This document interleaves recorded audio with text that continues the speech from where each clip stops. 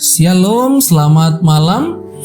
Pelari cepat 100 meter Amerika Serikat Carl Lewis meraih emas Olimpiade pada tahun 1984 di Los Angeles. Pada saat pemakaman ayahnya, sebagai tanda kasih dan hormatnya yang besar, Lewis meletakkan medali emas itu di genggaman tangan ayahnya. Ibunya terkejut sekali, tetapi Lewis segera berkata kepada ibunya, "Jangan khawatir, Bu. Aku akan mendapatkannya lagi di ajang Olimpiade berikutnya." Dalam pertandingan yang sama dalam Olimpiade 1988 di Seoul, Korea Selatan, di babak final Lewis harus bersaing ketat dengan pemegang rekor dunia lari 100 meter yakni Ben Johnson dari Kanada. Dari sejak start awal, Lewis tertinggal. Namun, dia mengira dirinya masih mampu mengejar. Tetapi hingga jarak 80 meter, Lewis tetap tertinggal dari Johnson. Saat itu, disadarinya bahwa medali emas itu tidak akan diraihnya lagi. Akhirnya, Johnson memang mendahuluinya mencapai finish, sedangkan Lewis berada di tempat kedua. Dengan sedih hati, ia harus menerima kekalahan pahit itu. Karena jauh di dalam hatinya, ia tahu ada yang tidak wajar dan mencurigakan pada penampilan fisik Johnson yang perkasa itu.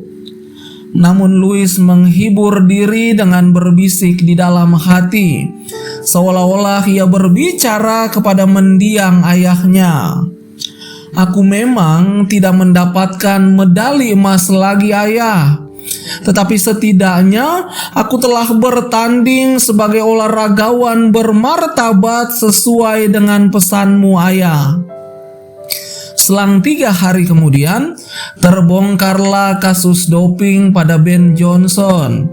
Ternyata ia menggunakan anabolik steroid yang dilarang dalam kompetisi olahraga. Akibatnya, Johnson mendapatkan sanksi dan kehilangan medali emasnya. Tentu saja, medali emas itu diserahkan kepada yang lebih berhak, yakni Carl Lewis. Saudara yang dikasihi Tuhan, manusia sering menganggap hidup ini sebagai sebuah pertandingan atau perlombaan yang tujuannya adalah meraih kemenangan, merebut hadiah, meraih juara satu, mendapat medali emas. Bahkan untuk mencapai itu mereka sudi melakukan apa saja, termasuk mengorbankan integritasnya, menghalalkan segala cara, dan kecurangan pun ditempuhnya. Manusia seringkali lupa bahwa kemenangan itu bukan hanya soal mencapai finish paling cepat, mendapatkan medali emas, mengalahkan pesaing, menduduki juara pertama, melainkan bagaimana dalam segala tindakan dan perilaku, dimanapun kita tetap menjadi manusia yang bermartabat luhur. Andai kata harus masuk dalam ajang kompetisi pun, kita tetap berkompetisi dengan fair, sportif, dan jujur. Kemenangan itu wujudnya adalah kejujuran dan rasa cukup, sanggup merasa puas. Apabila kita mengutamakan kejujuran dan rasa cukup, bukan tidak mungkin berkat-berkat yang lainnya akan ikut di belakang tanpa diduga-duga.